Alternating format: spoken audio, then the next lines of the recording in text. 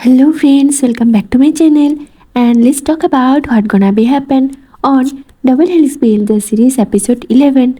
तो चैंग ई जब लू फंग को फिर से ई चैंग के पास देखता है तो वो ई चैंग को लू फंग के पास जाने नहीं देता, क्योंकि किनलैंग उन्हें ये बताता है कि लू फंग ही है वो वजह जिसके लिए वो अभी तक ई चैंग को ढूंढ नहीं पाए थे। उसने ई चैंग के पास आने का सभी वे क्लोज करके रखा हुआ था। अब ये जानकर चैंग ई को तो बहुत ही ज़्यादा गुस्सा आता है, पर पता नहीं क्यों ई चैंग को कोई गुस्सा नहीं आता। वो बस लू फंग के इसके सच्चाई के बारे में पूछता है, क्योंकि वो हर दिन लू फंग से चैंग ई के बारे में पूछता था कि उसका भाई कहाँ है, उसके बारे में कुछ पता लगा या नहीं। और इसके लिए उसने बहुत सारे पैसे भी इन्वेस्ट करे थे, यहाँ तक कि इसके लिए उसने लू फंग से पैसे उधार भी लिए थे। तो Yi Chang just felt betrayed after hearing this, but he won't felt angry. अब यहाँ पर लू फंग ये सब किसी भी एलिगेशन को डिनाई नहीं करता, वो सब कुछ एक्सेप्ट कर लेता है कि उसी ने ही ई चैंग को चैंग ई से दूर रखा था। इससे चैंग ई को और ज़्यादा गुस्सा आ जाता है और वो ई चैंग का हाथ पकड़कर उसे बुक स्टोर के अंदर लेकर जाने लगता है, ये कहते हुए कि वो आज ही ई चैंग को यहाँ से उनके साथ लेकर जाएगा। वो और एक पल के लिए भी ई चैंग को लू फंग के आसपास नहीं छोड़ सकता। अब ये सुनकर लू फंग और डर जाता है, ये सोचकर कि वो फिर से ई चैंग को खो देगा, और ये सोच लू फंग को पागल बना देता है। वो एक बार फिर से अंदर से टूट जाता है। ई चैंग को वापस पाने का जो कोशिश वो कर रहा था, उसे अपने आँखों के सामने वो टूटता हुआ दिखाई दे रहा था। इसीलिए वो बिटरली स्माइल करता है और कहता है शाओ चैन हमेशा ही उसे छोड़कर जाने के लिए तैयार हो जाता है, चाहे वो कुछ भी कर ले।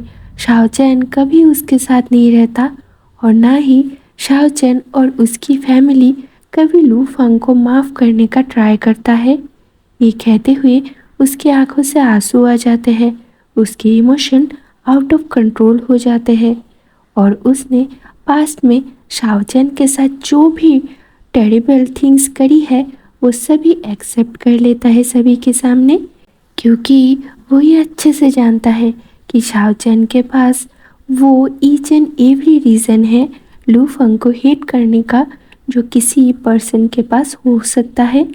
पर इतना सब कुछ के बाद भी वो शाओ चैन से रिक्वेस्ट करता है कि वो उसे छोड़कर न जाए।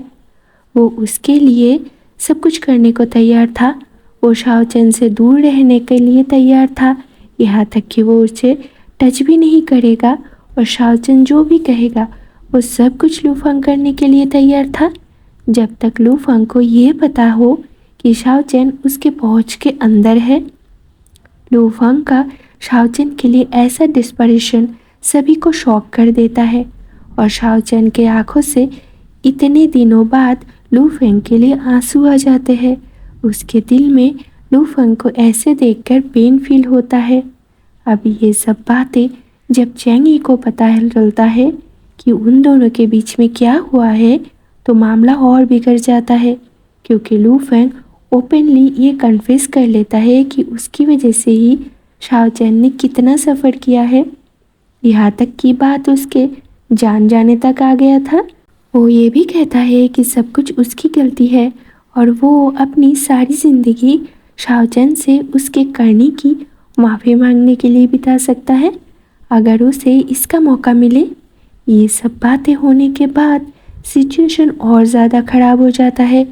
ई चैन शाओ चैन को जल्दी से जल्दी लू फंग से दूर लेकर जाने के लिए डिटरमाइंड हो जाता है, और जब वो लोग शाओ चैन के लगेज के साथ बाहर आता है तो शाओ चैन उसे लू फंग और चैंग ई के बीच में पाता है। चैंग ई उसे कार के तरफ खींच रहा था शाओ चैन को वहाँ से लेकर जाने के लिए, और लू फंग डेस्परेटली शाओ चैन का हाथ पकड़ कर रखा हुआ था और वह किसी भी हालत में शाओ चैन को वहाँ से जाने के लिए तैयार नहीं था। पर चैंग ई और किनलैंग मिलकर लू फंग से शाओ चेन का हाथ छुड़ाकर उसे कार के अंदर लेकर जाते हैं। लू फंग तभी भी शाओ चेन का नाम पुकार रहा था और शाओ चेन उससे फिर से दूर जा रहा है ये फील करके बहुत ही ज़्यादा घबराया हुआ था। पर इन सब के बावजूद कार चलना स्टार्ट हो जाता है। पर लू फैंग तब तक कार का डोर छोड़ने के लिए बिल्कुल तैयार नहीं था जब तक कार का डोर उसके हाथों में टकराकर बंद हो न गया और दर्द में लू फंग कार का डोर छोड़ देता है। धीरे धीरे बढ़ते डिस्टेंस के साथ ही शाओ चेन लू फंग को उसका नाम पुकारते हुए सुन पा रहा था। पर धीरे धीरे ऐसे कार दूर जा रहा था, लू फंग की आवाज़ और धीमा होता जा रहा था। पर कार के अंदर शाओ चेन के हाथों पर निशान देखकर ई चेन वरीड और फ्यूरियस हो जाता है और वो शाओ चेन को यहाँ से लेकर जाने के लिए और ज़्यादा कन्विंस्ड हो जाता है क्योंकि उसके हिसाब से लू फंग बहुत ही ज़्यादा डेंजरस है और वो शाओ चेन को इंसिस्ट करता है कि उसे लू फंग से दूर रहना चाहिए और ज़िंदगी में फिर से उसकी शक्ल दोबारा नहीं देखना चाहिए। शाओ चेन के आंखों से आंसू आ रहे थे पर ये उसके फिजिकल पेन की वजह से नहीं थे। इसकी वजह ये था कि वो अपने अंदर एक अजीब सा इनकम्प्लीट एंड सैडनेस फील कर पा रहा था, वो जो एक्सप्लेन नहीं कर पा रहा था। जैसे जैसे वो लू फंग से दूर जा रहा था, शाओ चेन अपने अंदर कुछ पेनफुल फील कर रहा था। जब उसे ये रियलाइज़ होता है कि वो हर पर्सन जिससे वो प्यार करता है, ई चैन, किन लैंग, wen लैंग, उसकी मॉम और बाकी सभी लू फंग को हेट करते हैं। जो भी कुछ लू फंग ने किया उसके लिए उन लोगों को उसमें कोई अच्छाई नहीं दिखता। शाओ चेन को उनके वजह समझ में आते हैं पर वो और ज़्यादा कन्फ्लिक्ट हो जाता है क्योंकि उसे नहीं पता है कि लू फंग अपने लाइफ में किन सब हालातों से गुजरा है। अगले कुछ दिनों तक लू फंग उसे होटल के लॉबी में शाओ चेन को देखने के लिए वेट करता रहता है जहाँ पर शाओ चेन, ई चेन और किनलेंग के साथ ठहरा हुआ था। वो वहाँ पर हर दिन घंटों वेट करता रहता है, ज़रूरत के अलावा वो कहीं पर भी नहीं जाता। जब जब शाओ चेन उसके सामने से गुजरता है वो बस चुपचाप उसे देखता रहता है।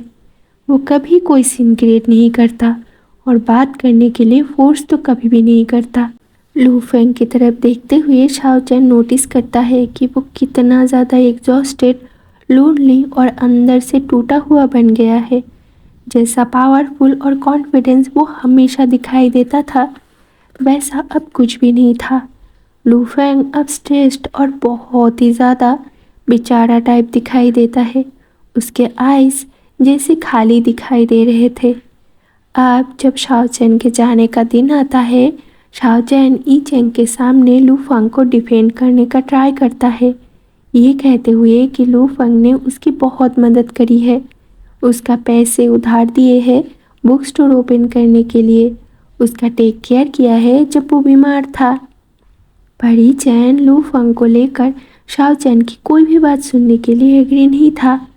वो शाओ चेन को लू फंग के पास्ट एक्शंस को याद दिलाने का ट्राई करता है और उससे ये कहकर वार्न करता है कि शाओ चेन को बिल्कुल भी सॉफ्ट हार्टेड होकर लू फंग को माफ़ नहीं करना चाहिए क्योंकि कुछ अच्छे काम करने से उसके सारे बैड वर्क छुप नहीं सकते हैं। जब फाइनली जाने का वक्त हो जाता है, लू फंग लगेज देखकर समझ जाता है कि शाओ चेन अब जाने वाला है।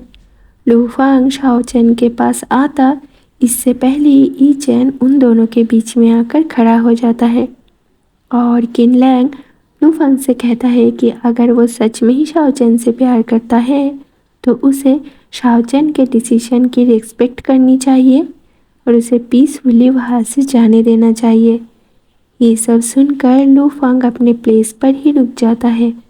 वो शाओ चेन को रोकने का ट्राई नहीं करता, वो वहाँ पर ही खड़ा रहता है जहाँ पर वो खड़ा हुआ था और शाओ चेन को जाते हुए देखता है।